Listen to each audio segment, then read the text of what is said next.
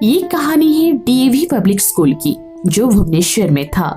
इस स्कूल में 12वीं कक्षा में शिल्पा और रुद्र पढ़ते थे, जो एक दूसरे के बचपन से दोस्त थे। रुद्र बचपन से ही बहुत ही शैतान और मस्त मौला लड़का था, लेकिन उसके विपरीत उसकी बेस्ट फ्रेंड शिल्पा बहुत ही शांत और पढ़ाकू लड़की थी। वह हमेशा स्कूल में फर्स्ट आती थी। रुद्र के अलावा उसका कोई और दोस्त नहीं था, तो वे अक्सर रुद्र की चिंता करती थी, तो उसे अक्सर पढ़ाई करने को बोलती थी। लेकिन रुद्र उसकी एक बात नहीं मानता था और कभी पढ़ाई पर ध्यान नहीं देता था। स्कूल में जो भी प्रोजेक्ट बनाते थे वह उसे भी कभी नहीं बनाता, हमेशा शिल्पा को ही अपने प्रोजेक्ट्स बनाने के लिए कह देता था। धीरे धीरे दोनों स्कूल से कॉलेज में आ जाते हैं। कॉलेज से एक दिन पहले शिल्पा बहुत घबरा जाती है। फिर वो रुद्र से कहती है, यार रुद्र, मुझे बहुत डर लग रहा है कि अब हम दोनों कॉलेज में आ गए हैं। मेरा तो आज तक तेरे अलावा कोई दोस्त ही नहीं बना, क्योंकि मैं अक्सर पढ़ाई में ध्यान देती थी और स्कूल में भी लोगों ने मुझे मुख कहकर मेरा मजाक उड़ाया। लेकिन तू मेरा अच्छा दोस्त है, जो मुझे समझता है और मुझे प्यार भी करता है। क्या कॉलेज में भी ऐसा ही होगा कि सब मुझे मुख बोलेंगे और मेरे से कोई दोस्ती नहीं करेगा? ऐसा कुछ नहीं होगा शिल्पा, हम दोनों आपस में अच्छे दोस्त हैं और तू चिंता क्यों करती है? अगर कोई तुझे दोस्ती नहीं करेगा तो मैं तो हमेशा तेरा दोस्त हूँ ना। इस बात की तो तू टेंशन मत ले, हम दोनों हमेशा दोस्त ही रहेंगे। हमारी दोस्ती को किसी और की जरूरत नहीं है, समझी? शिल्पा रुद्र की बातें सुनकर बहुत खुश हो जाती है और अगले दिन वह दोनों कॉलेज में जाते हैं। कॉलेज में पहला दिन उनका बहुत अच्छा था। रुद्र क्योंकि पहले से ही मस्त मौला लड़का था, तो उसने एक दिन में ही अपने बहुत सारे दोस्त बना लिए। लेकिन शिल्पा किसी से ज्यादा बात नहीं कर पाई और लोग भी उसके शांत नेचर को देखकर उसे ज्यादा बातें नहीं करते थे, तो उसकी दोस्ती किसी से नहीं हुई। वह सिर्फ रुद्र पर ही अपना ध्यान देती थी, या तो ये कह लो कि वह रुद्र के अलावा किसी से दोस्ती करना ही नहीं चाहती थी। फिर एक दिन कॉलेज में एक अंकिता नाम की लड़की आती है। अंकिता एक बहुत ही मॉडर्न लड़की थी और वह जैसे ही कॉलेज में एंट्री करती है तो रुद्र की नजर उसे हटती ही नहीं। पूरा कॉलेज अंकिता को देखकर हैरान हो जाता है, क्योंकि वह दिखने में बहुत ही मॉडर्न और सुंदर थी। हर कोई उसे दोस्ती करना चाहता था।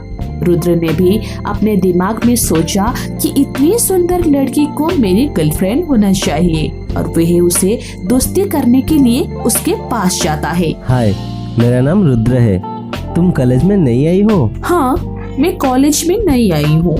मेरा नाम अंकिता है। क्या तुम मेरी मदद कर दोगी? मुझे प्रिंसिपल ऑफिस तक ले जाओगी? हाँ, क्यों नहीं। तुम कॉलेज में नई आई हो, मैं तो मदद कर ही सकता हूँ। चलो मेरे साथ, मैं तुम्हें प्रिंसिपल ऑफिस दिखा देता हूँ। रुद्र अंकिता को प्रिंसिपल ऑफिस दिखा देता है। तब तक अंकिता प्रिंसिपल ऑफिस में थी। रुद्र उसका बाहर में इंतजार कर रहा था। जैसे ही अंकिता वापस आती है, फिर रुद्र को देखकर कहती है, अरे रुद्र, तुम अभी तक बाहर खड़े हो? तुम गए नहीं अपनी क्लास में? मुझे तो लगा था तुम चले गए होंगे। फिर तुम मेरा इंतजार कर रहे थे? हाँ, मैंने तुम्हारा यहीं पे इंतजार कर रहा था, क्योंकि मुझे लगा कि कहीं तुम्हें किसी और मदद की जरूरत ना पड़ जाए। चलो, मैं तुम्हें पूरा कॉलेज दिखाता हूँ, क्योंकि आज तुम्हारा पहला दिन है। तो मैं सोच रहा था कि कहीं तुम्हारा कोई सीनियर रैगिंग ना कर दे, इसीलिए मैंने यहीं पे रुक गया, जिससे तुम्हें परेशान ना हो। जब तक तुम मेरे साथ हो, किसी भी सीनियर की हिम्मत नहीं होगी तुम्हें रैगिंग करने की। अपना इस कॉलेज में बहुत चलता है। अरे वाह, thank you so much Rudra, तुमने मेरे बारे में इतना सोचा। और हाँ, मुझे तुम्हारी मदद की जरूरत है। मुझे क्लास देखनी है, तो क्या तुम मुझे क्लास में ले चलोगे? रुद्र अंकिता को क्लास में ले जाता है। वैसे तो अक्सर रुद्र अपनी फ्रेंड शिल्पा के साथ ही जाता था, लेकिन उस दिन वह अंकिता के साथ बैठा था। यह चीज देखकर शिल्पा को बहुत बुरा लगता है और वह उदास हो जाती है। फिर अक्सर ऐसा ही होने लगा। शिल्पा चुपचाप क्लास में बैठी रहती थी और रुद्र अंकिता के साथ कभी कैंटीन कभी लाइब्रेरी में नई नई जगह घूमता रहता था। अब वो शिल्पा पर बिल्कुल भी ध्यान नहीं देता था। शिल्पा को ये बात बुरी लगती है और उसे मन ही मन एहसास होने लगा कि वह रुद्र को सिर्फ दोस्त नहीं मानती थी बल्कि उसे प्यार करने लगी थी। उसे एहसास होने लगा कि वह रुद्र के बिना नहीं रह सकती। एक दिन कॉलेज में प्रोजेक्ट बनाने को कहा जाता है तो रुद्र शिल्पा को आकर कहता है, ए शिल्पा, क्या तूने प्रोजेक्ट बना लिया है? मेरे को तो कुछ समझ नहीं आ रहा है कि मैं वो प्रोजेक्ट कैसे बनाऊं। तूने बना लिया है तो बता दे, मैं तेरा कॉपी कर देता हूँ। अच्छा, तुझे आज मेरी याद आई है? पिछले कई दिनों से तो तूने मेरी तरफ देखा भी नहीं। आज प्रोजेक्ट के लिए तुझे मेरी याद आ गई। तू ये कैसी बात कर रही है? तू मेरी बचपन की दोस्त है और तुझे पता है ना कि मैं तेरे अलावा किसी और से इतना मतलब नहीं रखता। जो तेरे जगह मेरे दिल में है वो किसी और नहीं ले सकता। बस तू रहने दे, मुझे मक्खन लगाने की कोई जरूरत नहीं है। ये ले तेरा प्रोजेक्ट, मैंने तेरा प्रोजेक्ट ऑलरेडी बना दिया है। थैंक यू सो मच यार, you are the best. I love you so much my sweetie. Shilpa बहुत खुश हो जाती है रुद्र की ये बातें सुनकर। फिर वो दोनों एक दूसरे को गले लगा लेते हैं। तभी वहाँ अंकिता आ जाती है जो उन दोनों का साथ देखकर बहुत गुस्सा करती है और गुस्से में शिल्पा पर हाथ उठाती है। पर तभी रुद्र उसका हाथ पकड़ लेता है। फिर अंकिता को कहता है, ये क्या कर रही हो तुम? ये मेरी बचपन की दोस्त है और तुम मेरे ही सामने इस पर हाथ उठा रही हो। वाओ, आज बचपन की दोस्त गर्लफ्रेंड से ज्यादा हो गई और इसकी इतनी हिम्मत कि मेरे बॉयफ्रेंड को अपने वश में करी। आज तुम्हें फैसला लेना ही होगा, तुमको ये लड़की चाहिए या अपनी गर्लफ्रेंड? रुद्र उस समय कुछ बोल नहीं पाता और शिल्पा को लगता है कि वो उसको भूलकर अपनी गर्लफ्रेंड को ही चुनेगा। तो शिल्पा बिना कुछ सुने वहाँ से चली जाती है। शिल्पा का दिल पूरी तरह से टूट जाता है और वह गुस्से में ही कॉलेज से चली जाती है। फिर कई दिन तक कॉलेज नहीं आती।